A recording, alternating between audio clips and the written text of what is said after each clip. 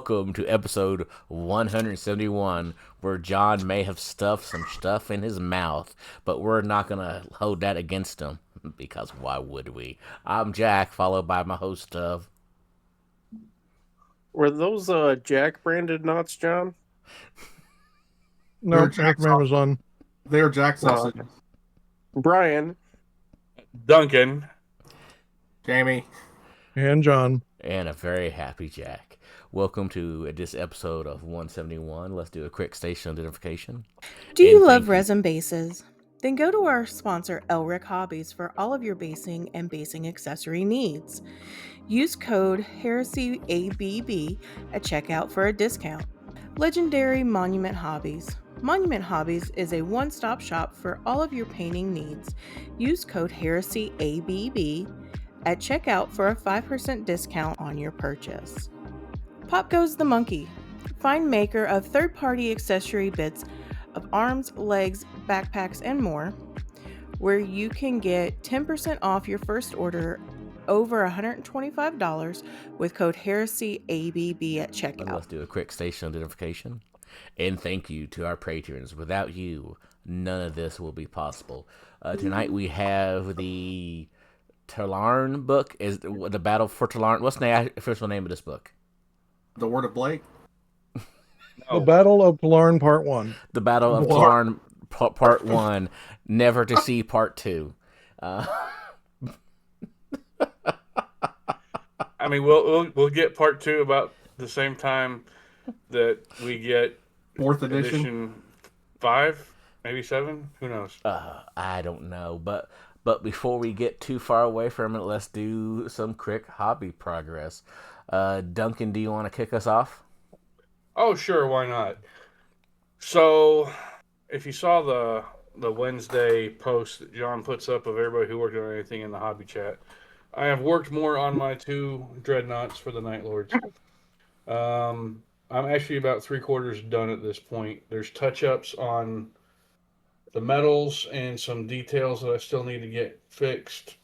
Other than that, it'll be a final wash, then a final seal, then decals, seal, weathering, and base. Those 2 are there. The 2 guys who I'm also doing with them are the same way. There's touch-up details left on them. Hopefully I'll have all this done by this coming Wednesday. That's my current plan. I think I can do it. Just in case I'm able to go up and hang out with our friends up in Indiana next weekend for the Battle Barn event that is on May 30th. So we shall see. I'm hoping. Very, very hopeful. We will see. Now that I've gone over my hobby progress, I will kick it over to Jack for his hobby progress this week. I think I have the super heavy tank that I've been working on and off for the last, I don't know, I feel like Christmas. Right before Christmas. That is basically done at this point. Body, dozer blade, all that good stuff. Played with some of the Pro Acryl pigment powders. Then, only have one to really play with. Works like a pigment powder. When my local store gets the whole entire set in, I'll probably purchase the whole entire set just so I can have it. They're back in stock on the website, so it's probably coming soon. They're back in. I've realized this year I haven't bought a lot from my local store, so I need to up those numbers if I want to continue to have a local store. After that, I think I kicked it over to Brian to talk about Death Guard. Death Guard. They're great. They're awesome. End of story. I completed 10 more Mortius Poisoners and 10 Seekers, although I got to find a fancy doodad optic to print to throw on top of the bolters to make them look more special so you know they're Seekers. I completed the Centurion I had started a little while back. I dug up some bits that I needed to complete the Terminator and Cataphracti Armor Praetor that I had started back in 2nd edition. and I put basing materials on his base so that could start drying. I also built a few dreadnought weapons for mine and the kids' dreadnoughts. Got them primed. Most of those are magnetized. I took one of the first Contemptor dreadnought I ever got from my Death Guard eons ago, and I popped off his Kier's assault cannon arm because he was a Kier's and Fist dread, and I magnetized that shoulder so now he can be whatever gun or melee arm and a melee fist on the other side. Whatever So now he's edition. yeah. So now he can be the double fist Contemptor Dread of Doom that I want to try running probably next weekend at the Michigan Doubles event that I'm doing here in Lansing. Oh, what else did I do? I feel like I helped the kids build some models. 5 heavy bolter guys for my youngest son. Finished the 5 missile launcher guys with the oldest son. Also built a Cataphracti Terminator squad with the oldest son. And got them primed.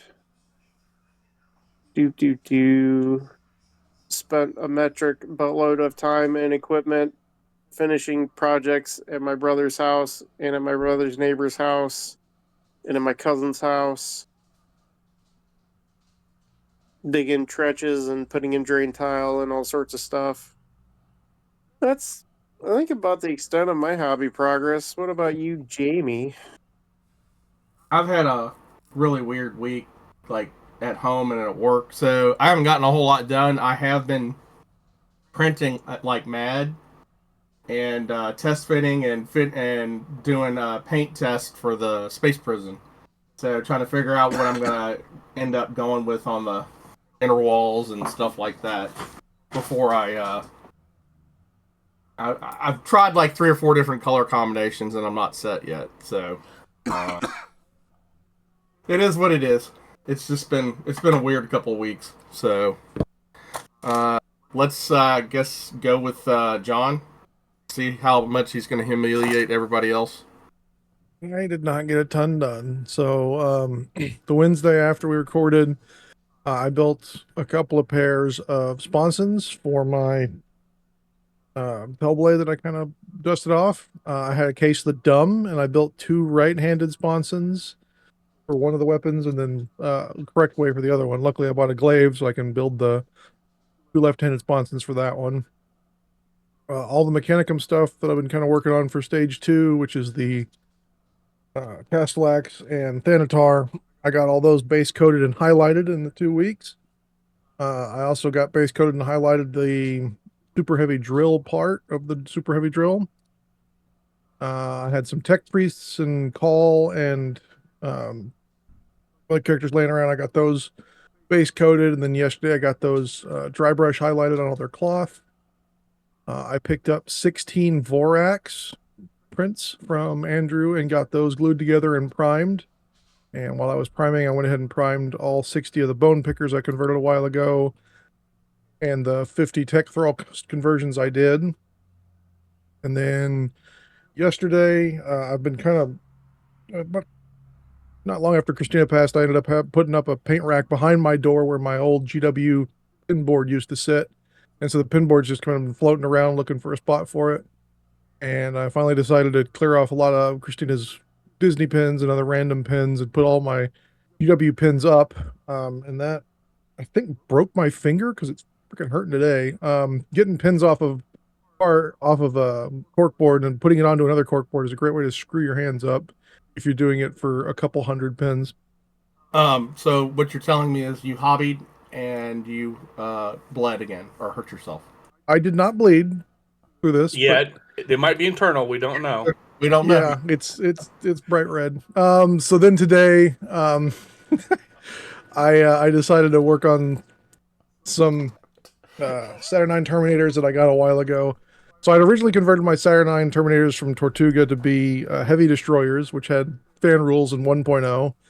I built them. I was kind of painting them along, even though they lost rules in 2.0. I was just going to go ahead and paint them And then Real Cyanide came out, and I was like, well, I'm not buying those kits because they're too many freaking parts, and I've already got these. So Yeah. I had Jamie print me a test model. Then I had Vash print me the guns the right size, and then Andrew print me some hands that were the right size for the guns. And so today I assembled the double plasma squad, the double disintegrator squad, and then the single disintegrator squad. And so I'm working on those as well. Yeah, just following the general trend with everything GW. Any of the new kits are excessively parted.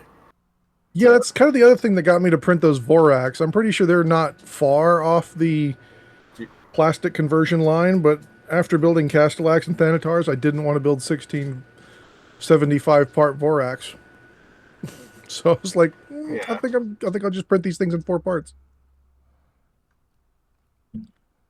And then the great part, after 2 weeks ago Wednesday, I found out there was mold in my bed after a random X post, and chunked it, and I've been sleeping on the couch for a week and a half.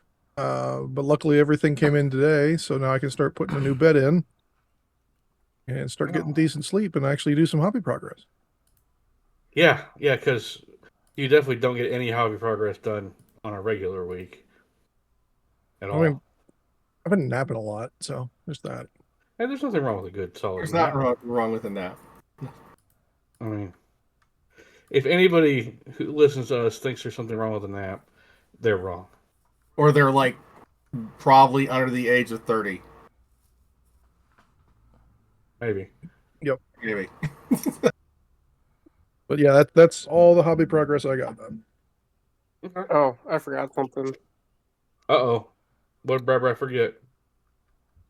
Well, since John included his hobby-related injuries, I did do some debreeding on the thumb of Nurgle and got more pus out of it. So Or that thing's going to fall off one day. I know Jack wants pictures. Swear to God, I'll ban you, block you. I don't know what I'll do, but I'll do it. I did leave off the 6 block hike that I took randomly trying to get the freaking book we're covering today. There is that. Yeah. Well, that actually takes us to the news. The news. It do. John? The news. All right. So this week we had a few things drop that we had previews for. So we've got the Spartan Prometheus assault tank and the Falchion. So first up's the Falchion. Whoever had 210, I think that was Jamie's around there. Jesus Christ. That's insane. What do I want? Pat on the back. I was going to say, do I get a Falcon? No. The Feltblade was 180, and so this guy's 210. And the other thing to drop was the Spartan Prometheus assault tank for 122. And I was right about that too. I knew you were all going to wonder what's the difference. The normal Spartan is 118. So for $4 more, you get both spruce. No, you don't get both. You just get the you get both of these sprues, the heavy bolter and the destroyer array. You don't get the last cannons. Yeah, it literally replaces the last cannon sprue. Oh my God. It could be worse. Yep. Next Sunday, the only thing coming out is the limited edition of the Hive book. I find this odd because the normal edition is already in stores, and usually they do it the other way around. They probably had to figure a way to mess up how they were going to distribute the limited edition version of it. Yeah, and the way they're doing that is they're only giving it to GW stores in the U.S. That makes no sense, but sure. Yep. There was a bunch of previews for stuff, so we'll be going through those. First up, last week we had the drops of the Sons of Horus Black Book pages, followed by this week's dropping of the Salamanders. I think it's Salamanders. No, that's Black Shields. Shattered Legions and Knights Errant and Black Shields. Yep. Okay. They're being kind of weird with how they bounce around. I'm not going to complain about getting the stuff released for people to read, but it just seems like they could have gone In order? Yeah. Yeah, I would have really liked the Ultramarine ones because I've still got the glary photos I hand took when I was trying to reference some stuff. I can respect that. During the week, we got this weird preview and a leak video. I'm not gonna play the whole thing. I'm just gonna jump around. GW is releasing pre-painted terrain. Yep. I'm assuming it's a premium for the pre-painted terrain. We have no clue yet. Okay. So I know, like, me and John had seen like leaks of it like a day or two before when we were talking about it, and then like sure enough, then the video popped up. And we're like, huh, interesting. And I'm assuming this is 11th edition ready pre. Yes. Correct. Yeah. So the only thing we've seen is the terrain that comes in the 11th edition starter. So we don't know if it's the ones in that box are pre-painted or if there's a separate pre-painted listing or what's going on yet. We just know that it's not terrible. I mean, it's got little OSL effects that are a little overdone. It's got little screens and readouts. It's got multiple different colors on the buildings. I mean, it looks decent. Yep. For terrain. So I cannot think of their name right now. I know for a half a table of pre-printed resin terrain, I'm assuming this is going to be plastic terrain, is several $100s from several different places that do that type of thing, plus shipping and handling, obviously. So it's probably going to be for a full table $300-400. That would be my guess. Yeah. I mean, so the only other things we've had from GW that have been pre-painted was the Dark Angels Cathedral. That was polystone, and then it had the little insert in it that always warps because they packed it wrong. And then all that vacuum form stuff that came in one color, two if they pushed it, because it had the static grass applied to it as well. And that was in the early 2000s, and then the other one was in the late 2000s. So it's been a long time since they've done anything like this. I'm honestly I have a feeling it's going to be GW pricing structure, so not cheap. Yeah. I'm curious about if this takes off, what other pre-packaged things do we think they'll be putting out pre-painted? I could see line troops. Yeah. Like IG or something like that, line to just basic troops. Yeah.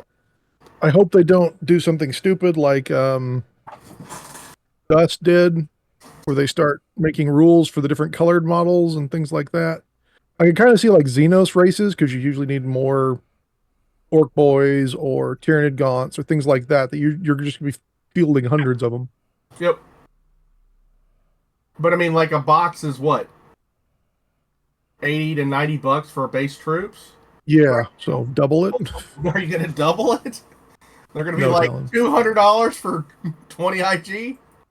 For the amount of people who don't paint their own stuff and pay other people to paint stuff for them, I could actually see that being kind of successful. Yeah. We do know this is on sprues, so we do know it is plastic, by the leaks we got. But other than that, we know nothing. Yeah, it's like painted on sprue, which is like kind of intriguing to me, but can be different. Yeah.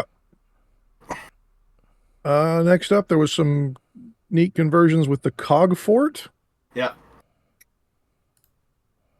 So this was a chaosy one. My biggest question on all of these is, how do you transport this thing? Carefully. The sketchy one especially, that's just right there, just looks like that's gonna break the first time it's used. Yeah, and then the Chaos Star one looks like it's going to take the amount of space a Warhound takes. It's like some of the other models, like Fulgrim. Like, that thing is never going anywhere unless it's in its own little protective box. Yep. That'd be like a huge Battleform tray, like probably like a half of a 1520. Yep. Since the Landspeeder came back out, they did a Landspeeder through the years. So we've got the old first edition Lawn Share of Death. We've got the second edition Brick of Pain. Oh my god, that thing was such a nightmare to put together. We've got the third edition. Doesn't fit together and breaks wind vanes. The later third edition metal droppers, aka missile launchers. And then the Dark Angel ones. Dark Angel, this was the plastic one, and then the weird ones that got discontinued. The DJ. Yep, The DJ of the Death. flying DJ. And poor amputee riding shotgun. And then the new one. And then that brick. The big one, yeah. And then the new one. I You know will the say, one they didn't include? I was going to say there's one missing from there. Actually, two. Well, there's the Tempest is missing, and then the Heresy ones are missing. Yep, the Javelins and the Tempest. Yep. During this week, we had the Skulls Festival with many cool announcements. So, Chaos Gate Death Watch is coming. You're going to play as the Death Watch against a bunch of different Xeno races. Age of Sigmar Deathmaster. This looks like a side-scrolling Skaven game. Mechanicus 2 dropped. I downloaded it. I just haven't had time to play it yet. Dawn of War 4 had a bunch more reveals, as well as a release date on 17th of September. Yep. And a year roadmap, which is always good because Dawn of War 3 didn't have that and didn't have any expansions. More U2's toys based on Dawn of War 4. Tactica's had an expansion. Secret Lab came out with a new chair for Dark Angels. And the one we all wanted, the legendary Warbond, Helldivers, and Warhammer. Was announced. We don't know pictures. We don't know what's going to be in it, etc. yet. But yeah. Yeah, the only thing we can glean is the fact that in the video they're all painting Guard. So we're hoping that it's just going to be Guard. Well, they also did... there was a new unannounced release for Space Marine 2. We're only halfway through this article, man. Oh, okay. Calm I thought you were done. Dark Tide is an expansion for Skitarii, so you can play as a Alpha. Space Marine 2 had a bunch of drops. There was a new expansion for PvE environment, and then a bunch more cosmetics. They added the Carbine to the Tactical Marine and a bunch of other stuff. Total War 3 is getting a whole new race of cat people. Does Warhammer have cat people right now? There was talks of it, but they never had anything beyond some sketches. Yeah, there was never a lot of stuff on that in fluff-wise. Okay. Just, hey, they exist. Were they blue and like 10 foot tall? No. They were like tigers. Okay. And then Total War got a little more information. Apparently it's going to be taking place over Armageddon. The weird scrolling game Survivors got a bunch of stuff. Apparently one of the levels is taking place on a hobby desk. Bolt Gun 2. Bolt Gun 2 got a bunch of announcements, including a demo that came out, so you can go try it out right now. Bolt Gun Boom got announced. This is going to be a mobile-only game. Rogue Trader got another expansion in the Infinite Museum. Yeah. Dark Heresy got a bunch of new announcements. There's been a lot of announcements. This was like an hour and a half long stream. It was a lot longer than Skulls of previous. Speed Freaks now came out on console with crossplay. Rust got a bunch of new stuff coming out for 40K. Battle Sector got an update with some Ultramarines. And then they're still doing their contest where you can win a bunch of stuff. The end of Skulls. Thank God. Yeah, it was a crazy huge video. Which you can see I still got a bunch more tabs. So, Joy Toy dropped a bunch of stuff. We've got the Imperial Fists Praetor in Mark III armor. No word on which scale this is, if this is the tall one or the short one. We also got a figure for Imperial Fist Lord Castellan Evander Garrus. You can make him dance. Thanks, John. Yep. Malagurus the Twisted got a Joy Toy. He got an official Joy Toy before he got an official mini? He's had a mini. He's had a mini. I'm joking about how long it took for the actual mini to come out for him. Oh yeah, Everyone was using the original Herald. That and he's got his little lean on him too. that pole would probably make a good add into a knight army, a trader knight Yep. army. Yeah, I bought the I'm not surprised. That's remarkably the unpleasant. custodian banner guy for my knight conversion.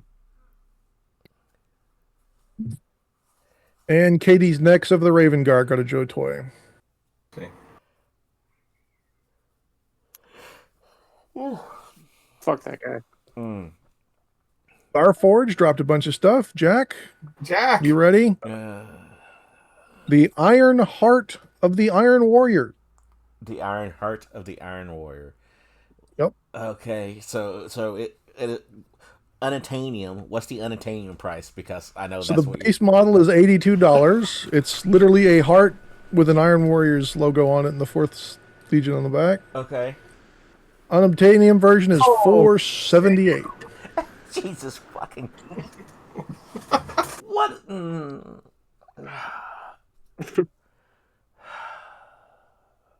Duncan, have you ordered 2 for earrings? No, He's putting them on his nipples. I'm using them for tongue rings, sir, Okay. and a septum piercing. A Jacob's ladder, if you will. A Jacob's ladder. Yep, that's me. You liked those cool patches that you saw in the bag a few weeks ago, and now they're coming out. We've got You get a set for 10. You get each for $10. So you get the Catchin emblem. These are nice PVC raised patches, so I do like that. And $10 isn't terrible for a patch. You get the Catchin emblem. How much is this whole Cadian set? emblem. I'm getting there. It's Krieg emblem, Catchin skull, Cadian skull, Krieg skull, last gun, an Inquisitorial eye, which is stitched, and then they call it Aquila, but that's the guard logo. It's stitched. All of them for $370. Oh my That god! math doesn't. Math. Wait, hold on. There's like 9 times 10 is $90, not $370. Hold on. Or GW math it is. Wait a minute. I'm not a Holy smart shit. man. 1, 2, Hold on. 3, 4, 5, 6, 7, 8, 9. Even at $12 a pop. Yeah. Like, I think they're including a bag because there's kind of a bag hinted at one of these pictures, oh my god! but they don't say that. So you're gonna get let's be honest. It's GW. You're gonna get just the 9 patches. you're just gonna get the 9 patches, man. You know better. Oh my god. Emperor's Children got a Phoenician favor medallion That's pin not bad. for $30. That would look great as your Prince Albert. Oh my Yeah. god! Yep, sure would. And then finally, Grey Knight's got a Purity Seal. This would be kind of cool on terrain if you can hack off the Inquisitorial bits as just a double-headed eagle. Looks kind of neat. $34.95. Yep. We've got some Kickstarters that I thought were kind of cool. Maris Eternum is a modular fortification system. I thought it was funny because they have missiles, and more missiles all over the place. You've got missiles in the walls, missiles in the silos, missiles that pop up, missiles that shoot sideways. Is there missiles in the bottom there? In the Yo, Yeah. dog. We heard you like missiles. We put your missiles on your missiles so you can missile while you missile. I support this. Next up was 3D printable small scale modular sci-fi city. If you're still playing Titanicus or if you're into Legions Imperialis, you can get a bunch of cool terrain. All styled like the GW stuff for 1/10 of the price. Neat. All in is 115, but you get something like 100 pieces, so it's pretty nice.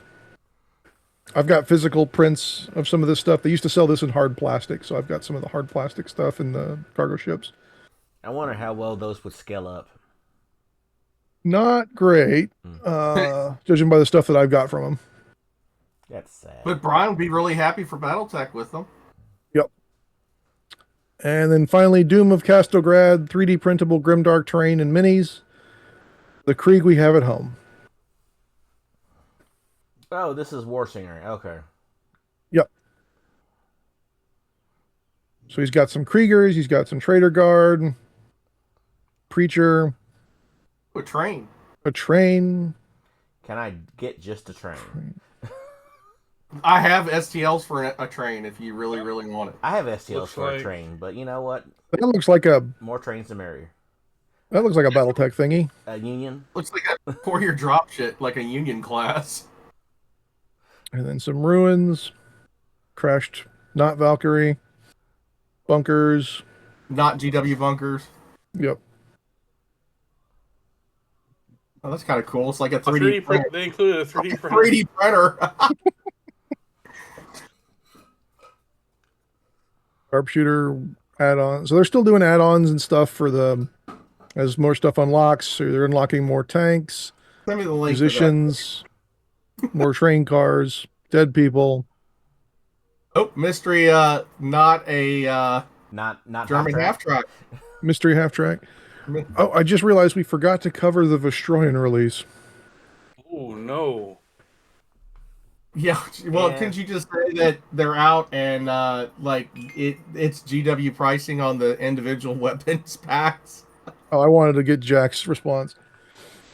Uh, So made to order. This will end in a day. So if you're listening, you might have missed it already, but you're looking at $35 for a sergeant or captain. That's one model. One model. $35 for a plasma gunner. $40 for the sniper team. Because $40 for the last cannon or any other heavy weapon team. and for the low price of $10,000, you can have one army. How much Yeah. is a squad? $69 for a squad. Not as But bad as again, you're forced to take a flamer and a sergeant, so you're not getting a full squad of last guns. Command squad is $55. Oh my god. Platoon is Platoon. $220 for a platoon, which is just 3 squads. Oh my god. Well, that's how it was originally. It was like 3 squads of command and then 3 heavy weapons. Yep. So, and I think that it was like 150 when they came out or something like that. Yep. This is beyond grave robbery, guys. I'm sorry. This is No, I mean, psychotic. I'm not justifying it. I mean, Yeah. they're cool models, but like we all knew that they were going to be like GW crazy priced. I thought they were going to be $15 for the special weapons, and then maybe 25 to 30 for the heavy weapons. They used 40 to for be a last cannon team is insane. Yeah, they used to be like, if I remember, the individual models were around like 9 to 15 for the 2-pack ones, and then like Yep. the weapon squads were like, if you got, there was like a 3-pack that was like $30 for the 3-pack of heavy weapons, and then like individual ones were like 15 or something like that. It was Yep. like $35 for the 3-pack. So it was, I don't know. I mean, Yeah. I'm happy they put them back out because that army basically like disappeared essentially, you know? Mm-hmm. Very short release window for it. It was cool when it came out with Cities of Death. But like, yeah. I was going to get the snipers, but not at $40 for 2 Yeah, models. you said you were missing a couple of I'm the missing one part, which is this lower slung rifle, but that's it. models. Yeah. I'll live without it. Mad Robot Miniatures released Weird War bassinet heads with night vision goggles. Coneheads? Conehead? What? I don't know. Cone heads with night vision goggles. Anvil Industries came out with some more previews for those cool little shipbreaker guys we saw before. Nice. That's weird. That looks like Zakus from Star Wars. Yeah. War Games exclusive has a new Imperial Urban Storm Squad. Looks like a combination of Kasserkin and Deathcore. Yeah. War Games Atlantic has been doing a not Kickstarter for like 2 years called The Damned, and it's a whole bunch of Chaos Guardsmen, basically. You get tanks, heavy weapons, ogrins, special weapons, lowly conscripts, the whole 9 yards. And they're finally getting ready to release it for generic purchase. So if you're waiting to build a Chaos Militia army, Now's your time to you shine. don't have to wait much longer. Maybe. Yay. Mad Robot Miniatures also has a bunch of different guard jump packs. So since Militia added the jump pack recon squad, you need to get jump packs. I remember the Elysians with jump Yep. packs. If you could get those would be a lot cooler. Yep. Yeah, this one on the bottom right looks a lot like an Elysian one. Yep. Yeah, it kind of does. And then finally, Anvil Industries is running a sale until the 25th of May. Which is tomorrow. Which is tomorrow, but I wanted to pull this one up because it's those Kill Team Breachers and a combination of a bunch of their other parts to make a really cool looking army. And one of our sponsors released the one steps. Yep. Monument Hobbies dropped their one steps finally. Except for Rust. Yep. And they also restocked on the powders, the weathering powders. Yep. And that, gentlemen, is all the news. Thankfully. That was a lot. That was a lot. But Yeah, we took 2 weeks off, and then GW decided to drop a mother load. We took a week off. we took a week off. Whatever. 2 weeks since we recorded. There. Yes, good enough. All right, then. The Battle of Tallarn, part 1.5.3.007 in beta test mode. John, I know you got the book. Did anyone else acquire the book? So I bought it, but it No. delayed shipped. So I won't have it for another week. Well, I mean, you all have the book. Wink, wink. Oh, I know. No, definitely not. No, the we book. don't. What are you talking about? GW Yep. has no digital documents. Terrible that we can't get digital copies of these books anymore. Great. No, but I have all the books for the whole set, that have come out so far. So I'm gonna go continue getting them, just for prosperity's sake, No, I'm with you there. I mean, there actually is, the books are usually only about 39 to 40 pages long. They usually only have 5 to 10 pages of actual rules, so there's a decent amount of fluff in each one of them. So that's one of the reasons why I've been getting them. Yep. And maps. They have a lot of maps. So Duncan loves maps, so, Yeah, and this one had some decent conversions, considering the Spartan Prometheus doesn't have a hull weapon, but the kit comes with one, so they made a conversion of it in the book. But I guess let's start on one of the expanded units, the Charonite Ogrins. This is a heavy assault unit for Solar Ox. You get 3 Ogrins for 120. You can add 6 more for 40 points apiece. The stats haven't changed. Movement 7, weapon skill 4, strength toughness 5, 4 wounds. Leadership 12, cool 10, willpower 6, intelligence 2, Savo 4 up, heedless, bitter duty, bulky 4, expendable 2, feel no pain 5, and impact attacks. They come base with 2 Charonite claws, which are base initiative and attacks, strength 7, AP 3, damage 2, breaching 5 up. That's what they've had since the book was printed for Solar Ox. They've added a Charonite Blade for an extra 5 points, a Charonite Crusher for an extra 10 points, or a Charonite Shredder for an extra 5 points. The Blade is base initiative and attacks, strength 5, AP 3, damage 1, reaching 6 up, reaping blow 2. So being bulky, you're going to be outnumbered a lot. Charonite Crusher, initiative -1, so you're going at I1. Attacks -2, so you're only getting 2 attacks. But strength 10, AP 2, damage 2, armor bane, and armor breaker 4 up. Armor breaker, when any armor penetration test is made for this model with armor breaker X special rule and it results in a penetrating hit, roll a dice. If the result is equal to or greater than X, then the damage characteristics of that penetrating hit is increased by 1. So it can bump to 3. Yeah. Strength 10, damage 3 against vehicles. Yeah. And the final weapon is also a 5 point. Well, the Crusher is 10 points. The final weapon is the Shredder. Base initiative and attack. Strength 6, AP 4, damage 2, Shred 4 up, rending 4-up.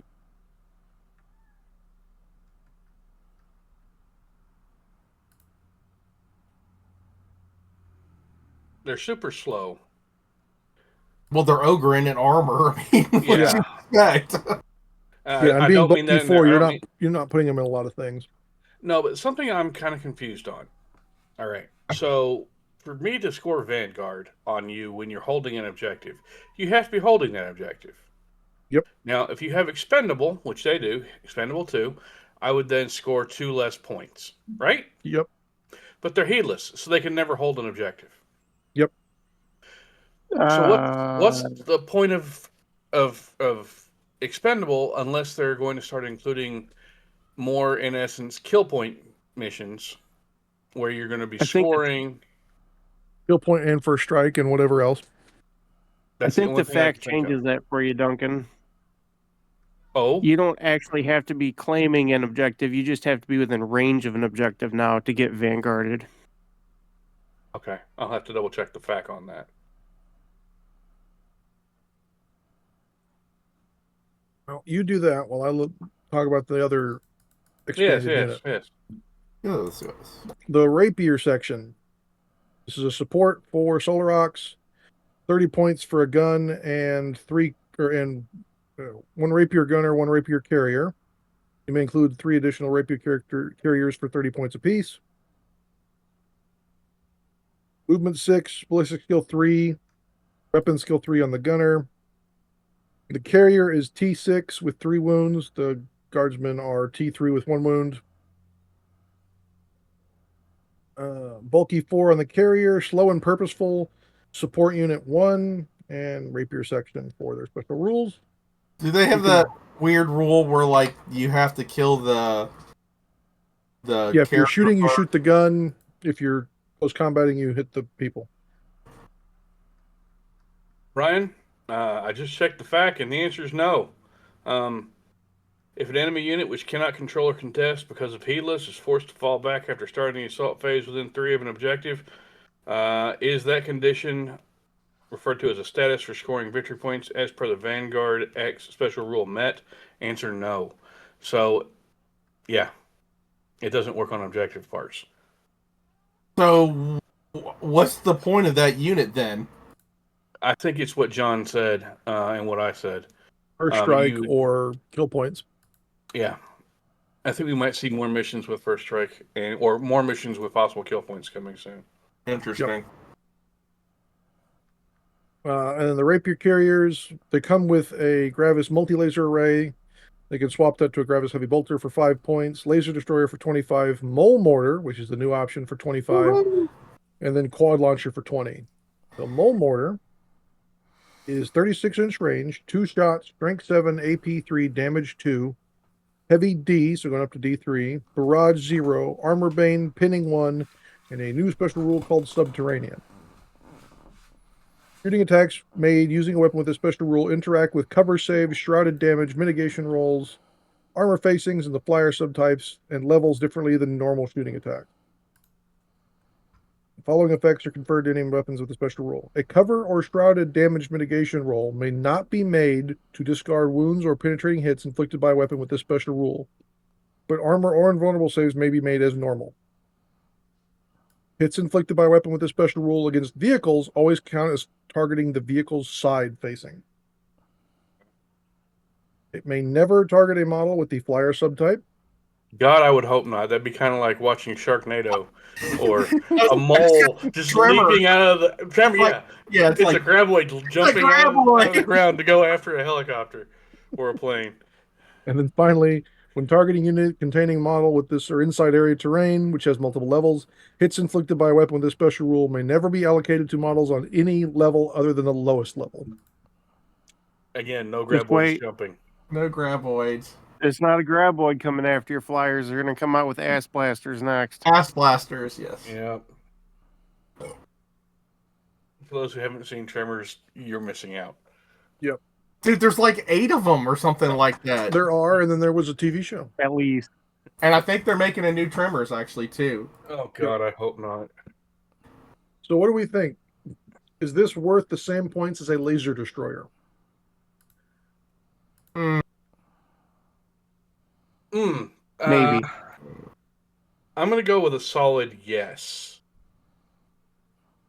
I really am. You get 2 shots with this, so that's good. You get the same range as a laser destroyer, but you're not going to be able to have people in vehicles taking cover saves or shrouded from it. So that's one thing.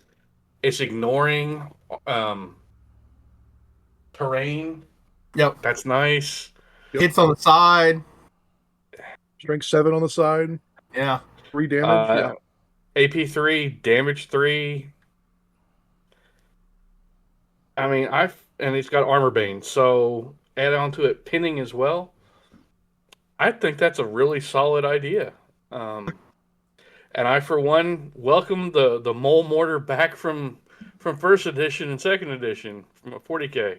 From I'm happy to Kratos. see their return this way. From It's Barrage Zero. Rax. Yeah, Barrage Zero. Yeah. So it means it doesn't. It So it scatters can't 0. miss. Yep. You Hold on, fire it Barrage indirectly, Zero's cannot like- miss. It doesn't scatter, right? That's what that means, Barrage Correct. Zero? Okay. You scatter that many D6. If you scatter 0 D6, you can't miss.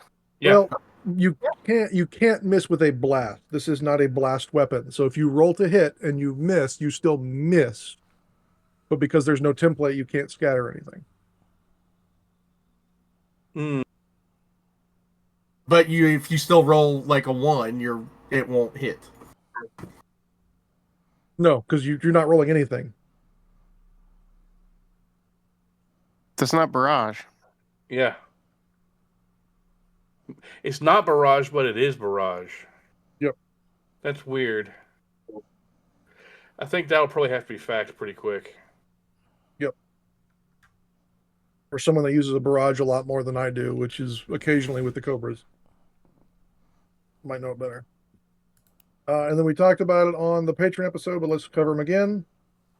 The Spartan Prometheus command tank for 420 points. You get a high command choice. 14 all around, 12 hull points, only 8 transport capacity. The only guns you come with are 2 sponson mounted Baravis heavy bolter batteries, an augury scanner, and a smoke launcher. You can buy pinto weapons if you choose, hunter killer missiles, or smoke or searchlights. You have new special rules called command transport, which means only units with one model with the command subtype may embark on a model that has this transport. So if you don't have a commander in your unit, you're not getting in. Then command vehicle 9. Command vehicle is a new X rule. A model with a special rule allows other units to use the value of X instead of their cool or leadership once per turn. You can pick someone out, and if they're making a cool check, you can use cool 9 if you've got this thing on the board. Didn't they have to have Voxes to use it, though? No. Oh, yeah, Okay. sorry. Units under the command that includes one or more models with a Nuncio Vox, Command Vox, or Vox Interlock. So there's like a tax to use that. Yep. Yeah, they didn't call that out in the bullet print. And then Tank Commander 2, a model with this special rule allows a number of detachments of tanks equal to the value of X to be included in this army. The model with the special rules to fill a high command or command slot in any detachment, then the controlling player may select a number of auxiliary detachments equal to the X instead of just one. However, the detachment selected may only include armor slots. If the model with this special rule has the solar auxiliary trait, then these auxiliary detachments may include armor tertio auxiliary detachments. So, Jack, I think you said you like this thing because you can take an all-tank force. Yes. I said Yep. I'd like the idea of it, not the execution. Right. I'm same way because I've got multiple build outs of my Dark Angels that would love all tanks, but I also like the idea of the Prometheus originally because that thing absolutely shredded heavy infantry and regular infantry. Yep. So like it, but it's lacking to me a bit. I still think if this was a upgrade that you could give to a tank, even if it was a select list of tanks you could give it to, it would have Yeah. been better Like executed. the old armored breakthrough, you could give it to like a basically like a Sicarian, a Yeah. Predator, something like that. If it was an upgrade, something like that, or an upgrade to just a regular Spartan. Yeah. Yeah, something that bumps it from heavy transport to high command, Yep. Mhm. and then does other stuff with it. And Yeah, then and then this tank would have been by like another option just by itself with without all the command stuff on it, and it's a little bit cheaper. It's weird that it's like you need to take an all tank force, and then by the way, if you have infantry, you can buff their cool stat. Yeah, like it's like Also, you only get anti-infantry weapons on this command tank. Yeah. Yeah, well, ultimately speaking, that's where it falls apart for me, is the loadout of this vehicle. yeah, I mean, like it has that sponson. The model has a sponsor. It has the center hull mounted turret that's not supposed to have anything on it. Maybe if they could have stuck like a Melta cannon or something like that in there, something short range but anti-tank, kind of to maybe protect itself a bit. I like the idea and concept of it. I do not prefer the way they've done it. Right. I agree with you all. I think we're all in agreement about that. I mean, I like the concept of it. I just don't like necessarily like all the execution of it. Yeah. Yeah, I agree with what Jamie was saying. If you would make this like an upgrade to a regular tank, Jack. kind of like they did with the Decurion. Yep. And then allow it to unlock once you did that, and allow it to transfer from whatever slot that you already unlocked to become a command, and then unlock 2 others. Yeah, I think that'd be great. But Well, let's talk about the other one. For 200 points, the Dracosan command tank. This is a 60-point upgrade on top of the normal Dracosan.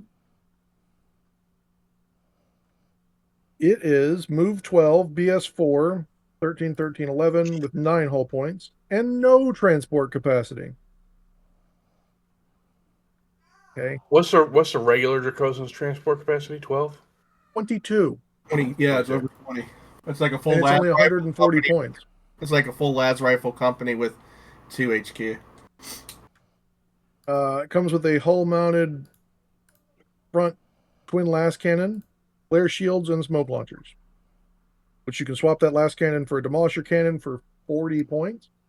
So now you're looking at 240 for this thing to be combat effective. And the normal Dracosan, to swap the demolisher cannon, is only 35. Is this thing ballistic skill 4? Yep. So it's got that at least for it.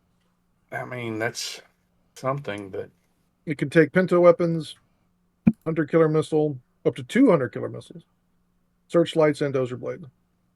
It has command vehicle 9, tank commander 2, and auto repair 4 up.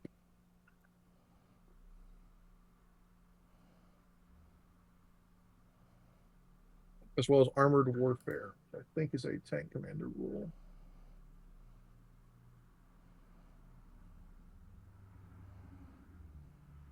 Yep. Armored warfare says any model with this armored tertio trait gains auto repair 4 up as long as it's so any model with the armored tertio trait within 18 inches of this model gains auto repair 4 up. So it's a bubble of auto repair for your other tanks.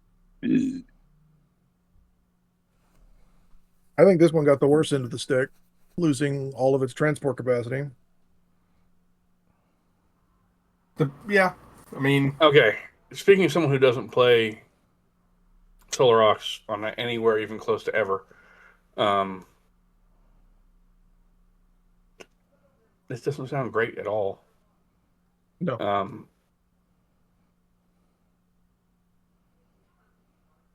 Overall, I think both of them kind of come out as a loss, a net negative compared to their previous iterations or in previous use. But you're taking them as utility, not as combat effective on the table. I think the biggest problem is you're giving away Slay the Warlord so easily, especially with the Dracosan. The Dracosan, if you throw that demolisher cannon on there, you're going to be close to everything going on up front. Yep.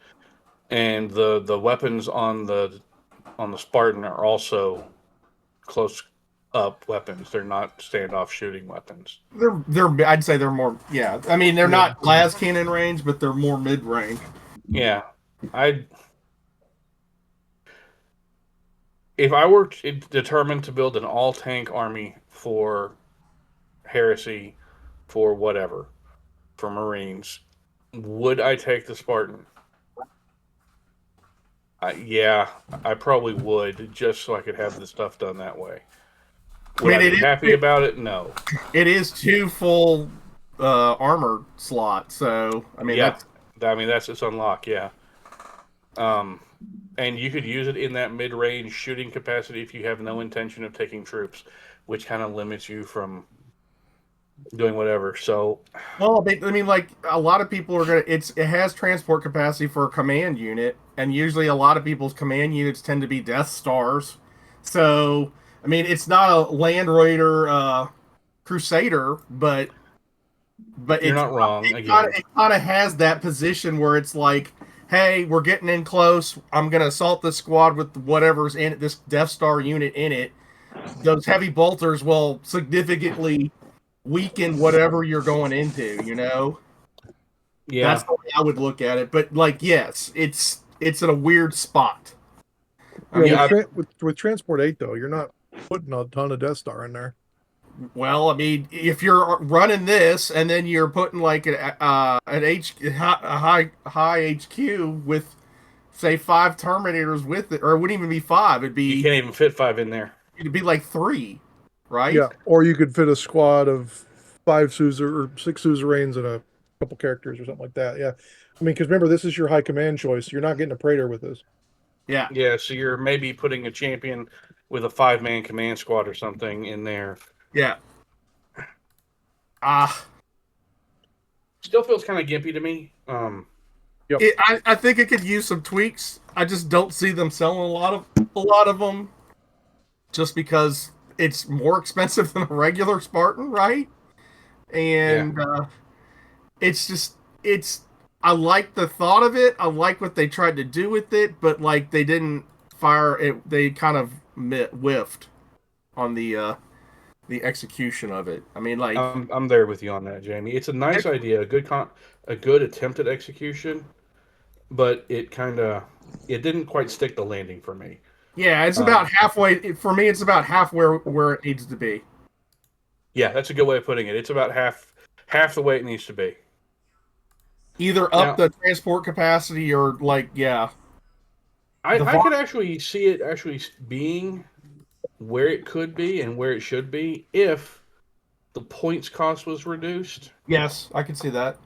And the armament and transport capacity stayed the same. Do that, I could absolutely see it being something. I mean, like a Command Rhino holds, what, 6?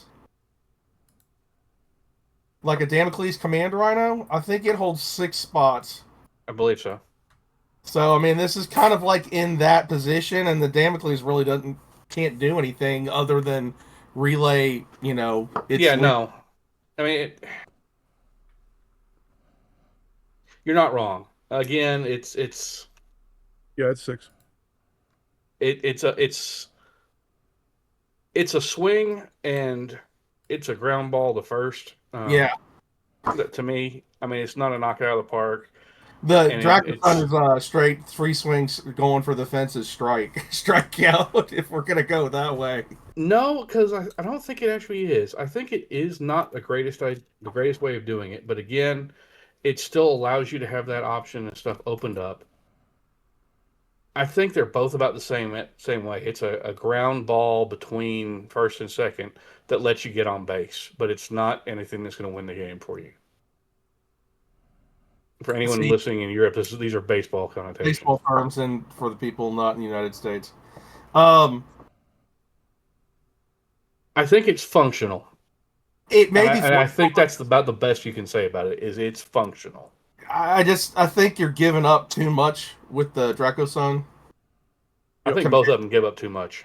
They both give up a lot, but I think the Dracothun gives up a lot more than it should be, especially with like the points cost that get tacked on for its options. I mean, like, you're paying more for a friggin' Demolisher Cannon than the normal one, you know? Yeah, and you're paying that ballistic skill 4 tax there. Again, I think these are good attempts, and I like where their heart is in this. I just don't think they're a complete.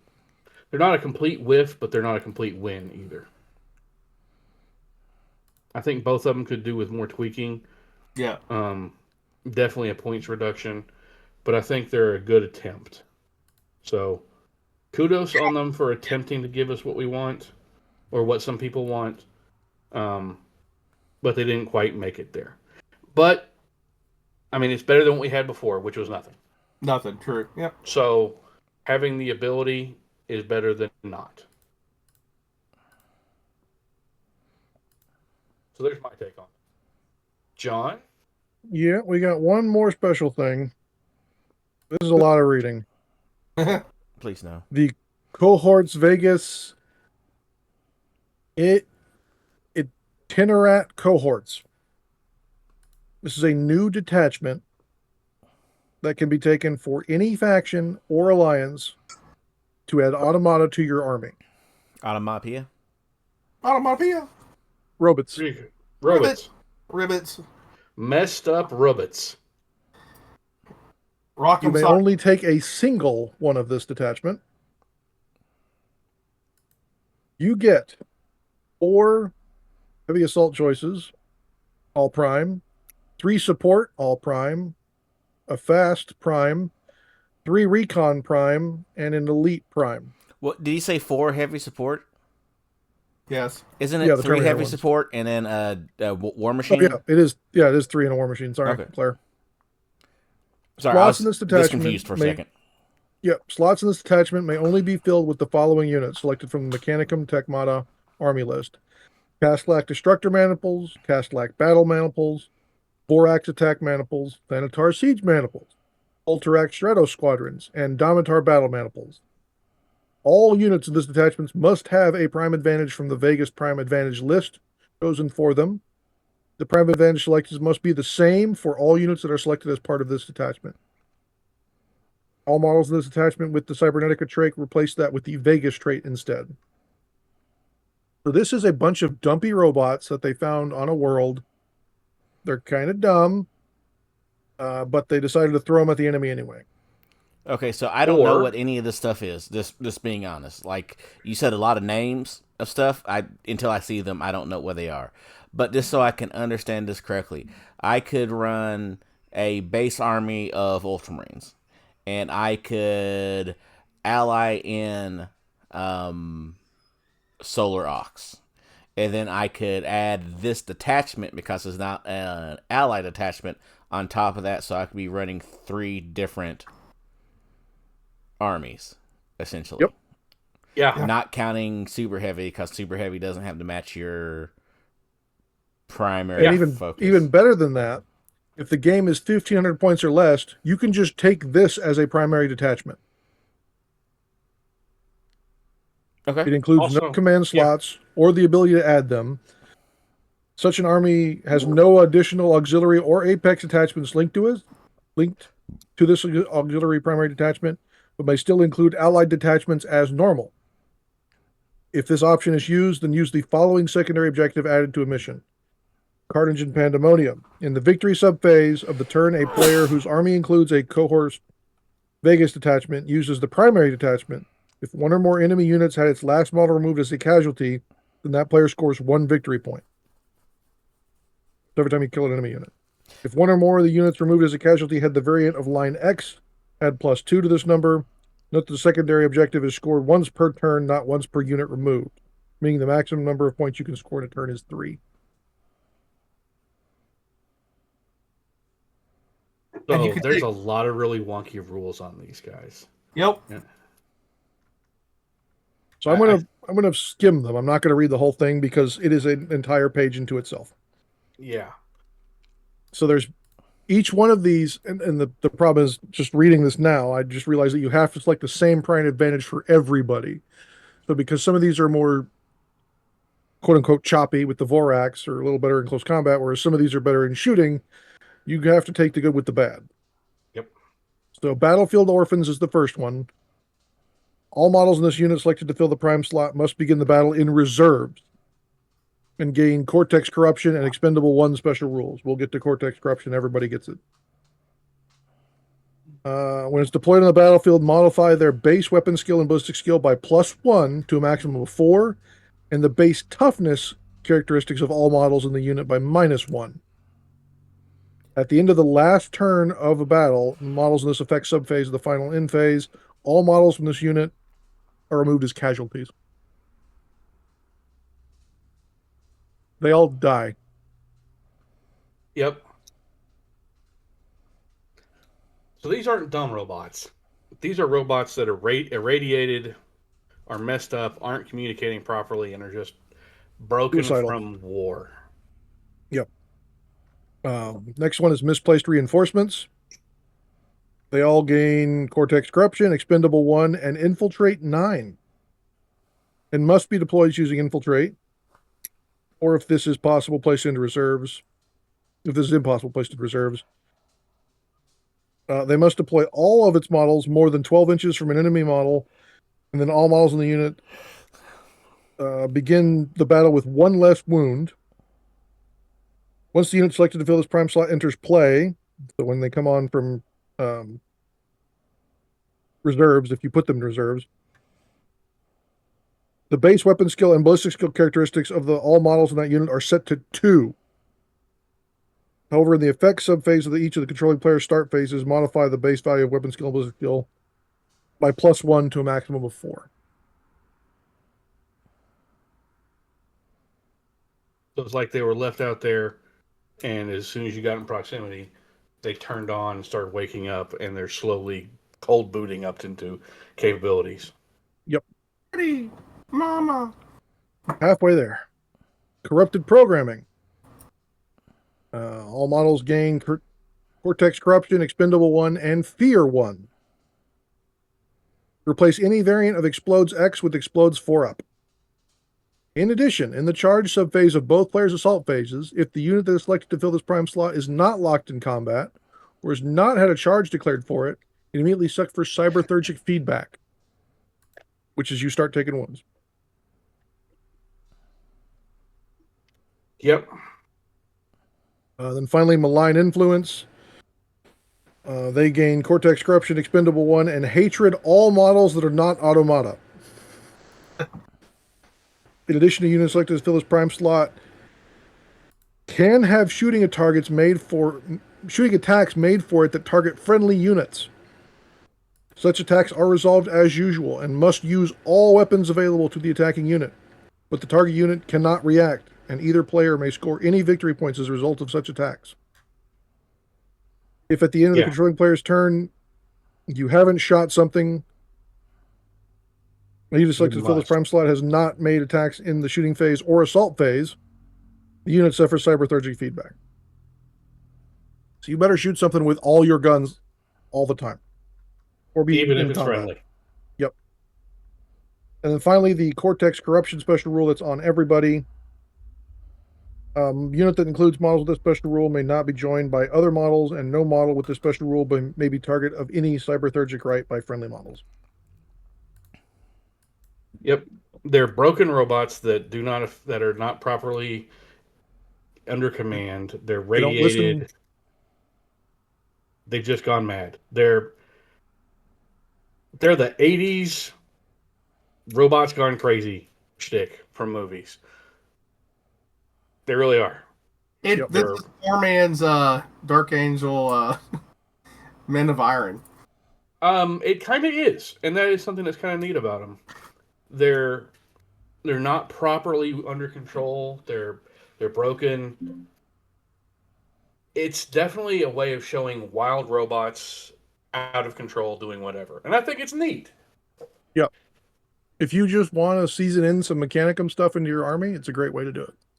I also think this is a great way to use these to make thematic missions if you are a TO or an NEO. I think that's a great way of saying, hey, these are randomly wandering around the battlefield, If you get close doing enough, whatever. activate If them, you get and then- close, they could activate, or even using them as an objective, like capture these things, so that maybe we can make use of them later in the event. I mean, it's an idea. Capturing things, does that mean you want to cover the missions too? No. I think we should definitely talk about missions. Jack says no. Jack, Go ahead. It's not All right. yet. It's not terrible. So in this, there's only 2 new missions in this. They're called Armored Spearhead missions. When you select your armies, you're allowed to select a new armored. If Armored Spearhead missions, the Armored Fish special mission rules in effect, the following additional detachments are available to everybody. The new Armored Command Squadron Apex detachment.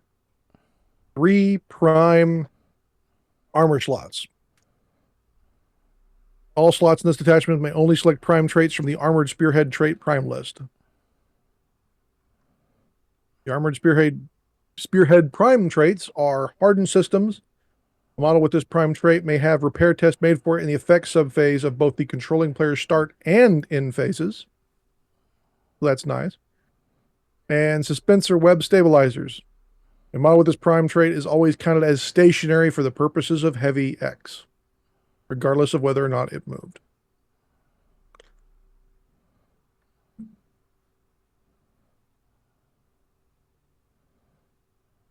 I'm a fan so far. Yep. So again, you're playing on 4x6 tables. You only get 4 zones of area terrain with a footprint of approximately 6x6. 4 terrain features that are 4x4. And these may either be impassable terrain that blocks line of sight or buildings of a small or medium size. And that's pretty much it. So it's just like the super heavy game. You're going to be limited on terrain because you got a lot of vehicles that need to move around the battlefield. Which fits for an armored, a series of thematic missions that are built around lots of armor on a desert world that's already been pretty much destroyed. Yep. When you're playing this game, there are new primary objectives called the Armored Spearhead. You score victory points for destroying vehicles. If it's a clean kill, if the model is destroyed is reduced to 0 hull points by a penetrating hit and does not explode, you get 5 points. Total loss, if a model is destroyed by reducing it to 0 hull points by a penetrating or glancing hit and then it explodes, you only gain 3 points. Because you're trying to gain salvage. Yep. And then Worthless Hulk, if the destroyed model is reduced to 0 hull points by a glancing hit and does not explode, you only gain 2 points. So if you glance it to death, you're not getting as many points. Because you shot too many holes in it and too much stuff is no longer working. Yep. Yep.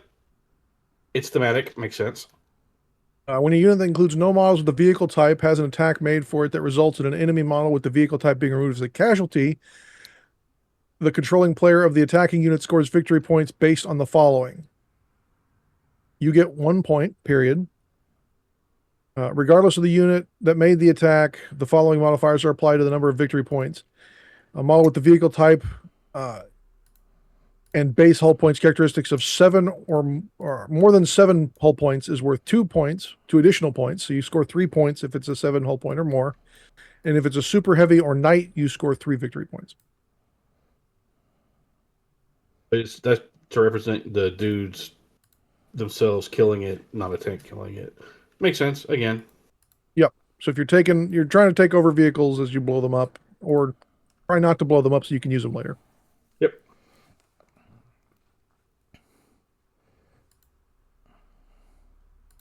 The 2 missions in this are Clash of Iron. This is kind of a normal Dawn of War deployment zone. You get a 12-inch normal deployment zone, and then you get a 6-inch primary deployment zone. Your primary objectives are Armored Spearhead, which we just went over. Secondaries are First Strike 5 points, Giant Killer 1 point. These are only 4 turns. When deploying units on the battlefield, the beginning of the first battle turn, the primary deployment zone, which is the 6-inch front zone, may only be used to deploy models composed entirely of vehicle type models. And what is that? Sorry.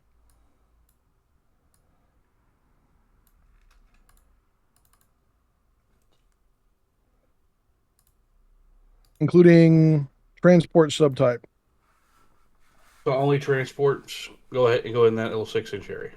Yep. The secondary deployment zone, which is the larger 12-inch zone, may only be used to deploy units that do not include the models with the vehicle subtype, unless those models also have the rapid subtype. So your transports are going in front, your rapid vehicles are going in back, and then everything else has to come on from reserves. Makes sense. You're speeding forward, trying to capture stuff. You send the fast stuff forward and the dudes forward, and your heavy guns come in later. Yep. And then the other one is reconnaissance and force. This is a normal Dawn of War deployment, all 18 inches, except each short side table edge has a 12-inch flank. You're using armored spearhead again. First strike is worth 6 points. Last man standing is worth 9. However, in this mission, only models or units composed entirely of models with the vehicle subtype are counted for last man standing. And in this mission, first strike may only be claimed for attacks made by a unit that includes models with the infantry type. So your infantry has to kill something for first strike. Another 4-turn game. In this mission, both players must place at least half of their units in their army rounded down. That includes any models with the vehicle type into reserve. When deploying units onto the battlefield before the beginning of the first battle turn, the flank deployment zone areas may only be used to deploy units comprised entirely of models with a vehicle type, including vehicle transports, that have models of other types embarked on them. The primary deployment zone may only be used to deploy units that do not include any models of the vehicle type, unless those models also have rapid. So in this instance, you're reconnaissancing in an area. You go, oh shit, there's guys here, and you start bringing on your vehicles as fast as possible. Well, everybody else hides behind the tanks. Yep. Makes sense. Yeah, 73 Easterling. Exactly. Do we get to shoot APDS rounds through sandberms and take out 3 T-72s at a time? No, probably not. Okay. You're going to use all those hunter-killer missiles as javelins from your Bradleys. So that's all the missions, right, John? That is it, apart from the weird mission we don't cover, which is the play the history mission. Yeah, no, ignoring that one. I like the missions because I think they are, again, flavorful. They present ways of playing tank hunting games that can be used outside of Apex missions that people can use to build stuff for events or just for narrative tables.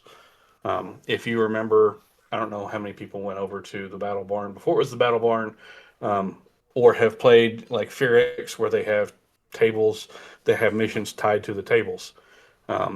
It's a really neat idea. I like it. It's a way of continuing the narrative theme for playing, and I like that. I think the missions are good. I think the missions themselves are probably the best part of the book, other than the robots that are brain broken. I think these missions are a lot easier to spring on someone than the Leviathan missions were. I agree. They really are. I think they're more forgiving for playing on either side. There's definitely a lot less you have to consider when you're making a Leviathan game. I also think that it's going to really appeal to a lot of the newer players who are coming in and have tanks already, because tanks are fairly easy to acquire. especially if you have tanks that have been sitting around a while, or you've acquired from older people's collections and you're just coming into Heresy, and you've got like 4 Predators, 3 Rhinos, 17 Rhinos, Demolisher or Vindicators, etc. This is an easy way just to throw those down without having Heresy appropriate troops, because you can use the tanks. That was kind of what I was gonna say. Something along the lines of like, so this book, if you include this book and the one previous to it, so like the past 2 books have all been tanks. So like, where are we going next? GW said that we were going to get tanks for 2025. I guess They're not wrong. 2025? 2025 or 2026? Because We're getting close to being halfway through 2026. yeah, I mean, we already know what's missing and stuff. I mean, tank wise, you're not missing much except for artillery and sabers and things like that. Yeah, which is funny because those are the rapid types which you'd need for this mission to. Yep. Which, really ironically, they have pictures of sabers that are mislabeled for what they are, or what faction they are. I didn't look hard enough at the sabers to see if there was anything different on them versus the resins.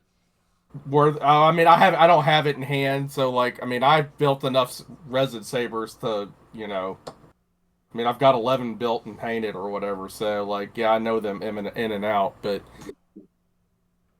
I don't know. I mean, like, they're shown pictures of painted sabers and so even like the new rule book, so the hints are there, but yeah, I mean, you're really getting down to the nitty gritty of like what's left tank wise that they can put out, Yeah. I mean, there's stuff they definitely can put out, but it's not tank. So if they start It's going to be a throwing command credo. if they throw things like sabers into plastic, javelins into plastic, things like that, that'd be awesome. I'd really love to see more tanks in plastic. But I fully expect before we see either one of those that we get like 3 or 4 more super heavies. But that's just me. Who knows? Honestly, Well, I'll take whatever they're giving us. They released the Solar Ox Baneblade? No. Because like we know that's coming. They have the Malkador, right? Yes. With all the rivets and everything on it. Yeah, and it's got all the variants too, like the Valdor and the Infernus are out as well. Right. But they, for Legion Imperialis, they definitely have a Solar Ox Baneblade because it's all gussied up with all the new all the frilly stuff on it compared to the regular Baneblade. Yep. So, yeah.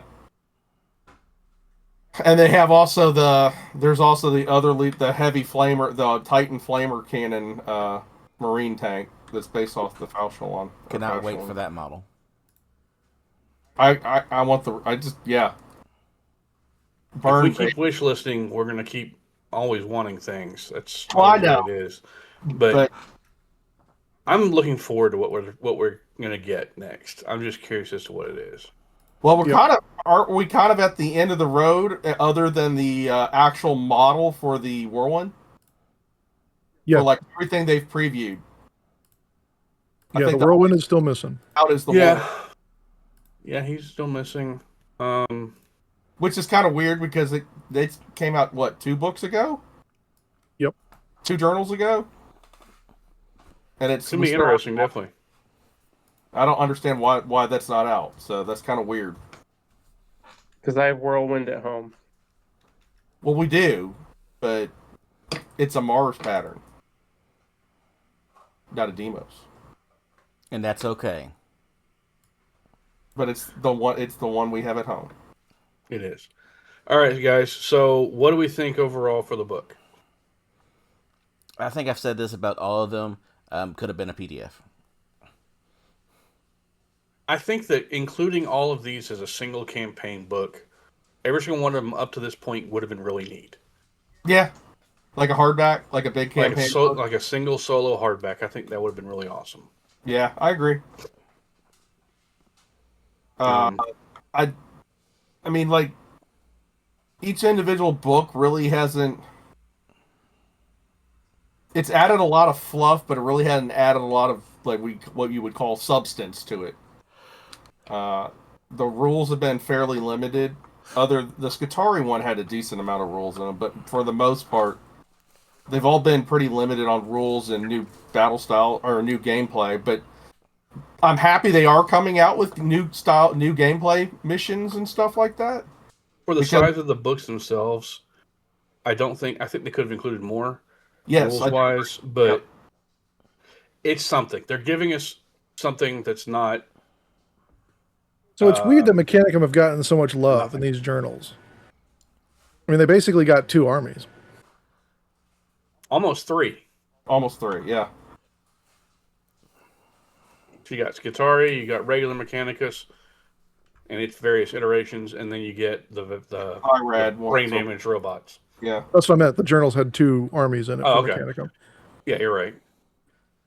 It's just weird that, I mean, are they not selling great? Are they trying to pump those sales up more? Like, I'm trying to play devil's advocate here, but I'm not fighting it. But AdMech stuff, I mean, like, they've kind of, okay, hear me out. This may be a little long. They've kind of shoehorned themselves to the point where, like, you have a distinctive, like, there's 40k AdMech, the Skitarii, okay? And then you have 30k AdMech, and there's no crossover between the 2 of them. Yep. Whereas, like, you have the Custodes, like, you could almost play that army both ways. And same thing with Demons. Yep. So... And a lot of the Marine stuff transfers over, because guns are guns. Yeah. But the AdMech, they've kind of shoehorned themselves to not allowing the 30k stuff that apparently a lot of the 40k players really dig the aesthetic and the models of. They can't use it. It's 30k only. So I think that's kind of trying to expand the range of stuff for 30k and interest in people wanting to play 30k armies differently, like the mech. It makes sense to me because there's so many different ways to play Marines. There's so many different ways to play Solar Ox or Militia or Cults. Well, I mean, think about how many... Okay. Now you're having so many different ways to play mech as well. It's just kind of... Well, I mean, like, you basically, for 30k, you have Marine. I know there's different styles, but if you're going to the most simplest form of it, you have Marine, you have Solar Ox Milita, you have Knights, you have AdMech, and then, because, you know, allies of the Imperium, and then Demons. And Demons is kind of half-assed, if you be honest with you. It's not a real army. It's not a real army. And until recently, the Custodes was not really a real army, too, until they got the new kits and the new book. Not disagreeing. What? I'm not disagreeing. So, like, they're just trying to give, you know, how many different factions are there in 40k? And I agree. The Sigmar, I mean, like, they're trying to buff out so that they can draw more people in. Especially with how much money they're having to spend on tooling, converting Forge World resin to plastic kits. I mean, that takes up a lot of money, and, well, it's not R&D, it just takes up a lot of money and making those tools, storing the tools, and then it also takes up shelf and storage space. So, like, you know, we've heard stories that 30k may actually outsell Age of Sigmar. It doesn't touch 40k, but, like, in some events and some stores, it does push into that realm. So it's kind of flirting with the number 2 position in their game systems, and they're trying to do everything they can to expand it, like, the purveyance of people wanting to use it or play it. So, well, I mean, they expand 40k constantly. They expand Sigmar constantly, so it makes sense that they're gonna not let Heresy lie stagnant. So expanding it in ways to play it, even as models are already available, and expanding the model range as they can, also makes sense.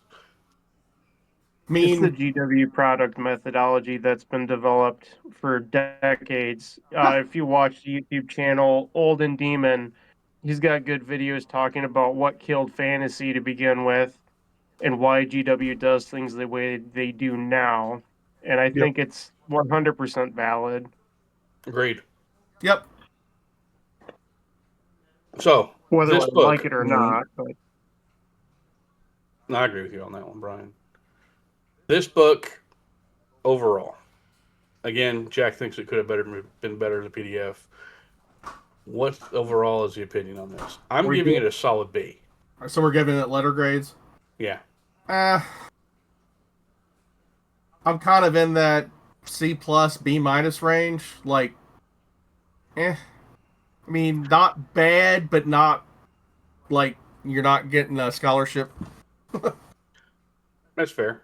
It's a red shirt walk on. Yeah, you're trying to get that scholarship to play. Okay. I mean, So my reason for saying B is because it opens up more Armored Command. it does, but as It we opens said, up different ways to expand those two armies. it opens up new ways to expand those armies. It opens up a new play style for just tank battles, basically. But like, it doesn't do it great. You know what I'm saying? It does it. Beyond there is player agency to change what you need to change to play your games the way you want. Yeah. I mean, that's why I'm giving it like a C plus B minus. That's fair.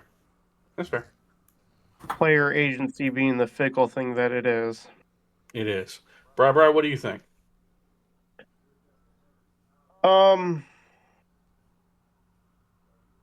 kind of indifferent on the units. They just kind of are what they are. I think that Spartan Command Tank was completely unnecessary and misses the mark on a great many levels. Out of all these journals, the thing that stands out to me is the missions. The missions out of the core rulebook are not how Heresy is meant to be played. I will stand by that. Because there's just a lot to the game that you'll never get to experience and really tease out of the rule set with the way those 3 missions are set up. I mean, one of those missions is just outright foobar. That's fair. But the missions we've seen in all the journals, and I've played a fair few of them a couple times over, they really change the game in a very beneficial way, and they make the game not 40K. Other than the setting, you actually have to think. Your strategies have to run deeper. Your strategies will change. What is important for one mission is going to shift on you a little bit for a different mission. It's just not bumping uglies over a template standard terrain setup. There's a whole lot of depth. I like these 2 missions that we saw for Armored Warfare. It kind of makes me wish I had a little bit more armor to my collection so I could give these a really worthwhile run through. But outside of like 1 Kratos and 4 Sicarans, I don't have anything other than Land Raiders or Spartans for armor, because that's just how my Death Guard are sitting right now. But I very much would like to see more of these played through and get real feedback with it. Fair enough. As far as a rating,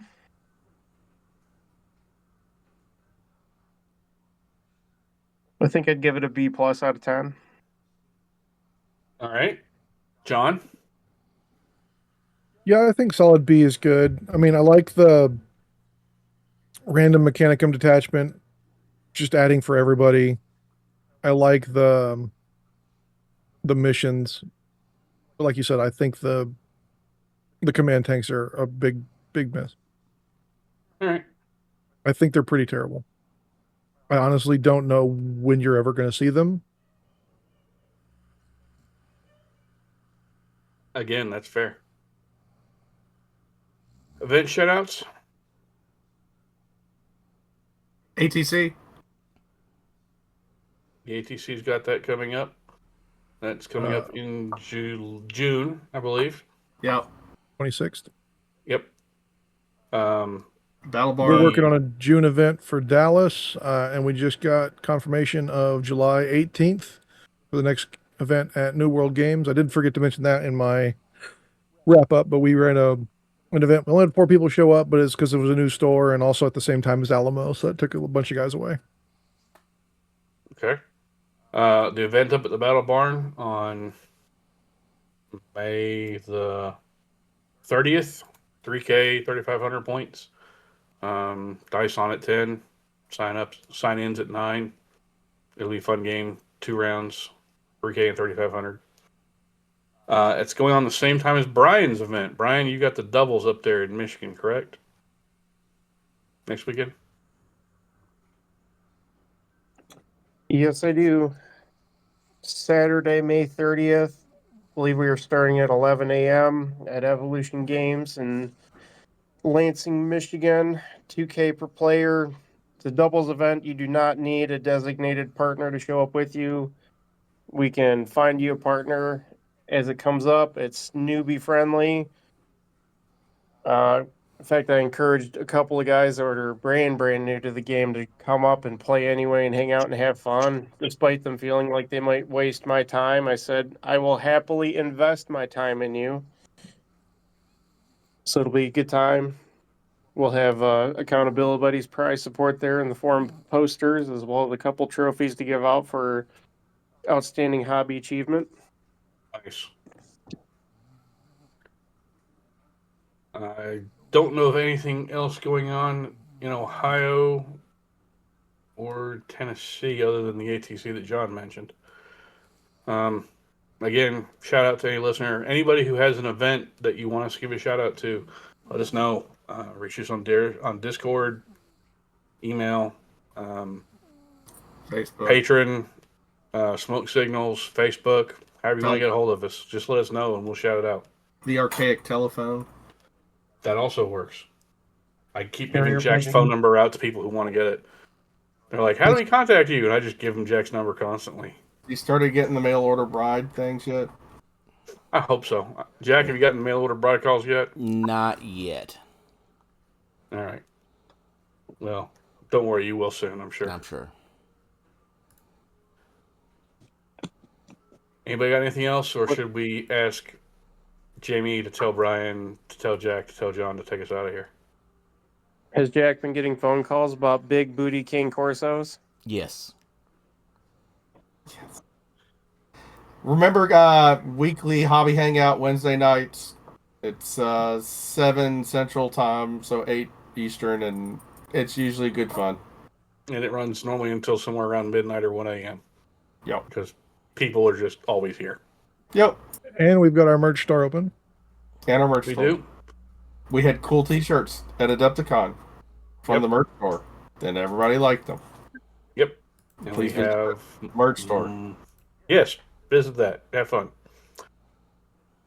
And as always, John, go ahead and shut it down. Yeah, thank you everybody for joining us on this, the 171st episode of the Heresy Accountabilibuddies Podcast. My name is John, and I've been joined by Brian. Duncan. Jack. And Jamie. Always remember to stay accountable to yourselves, to your buddies, and your hobby, and we'll talk to you next time. Peace out. Like and subscribe and see ya.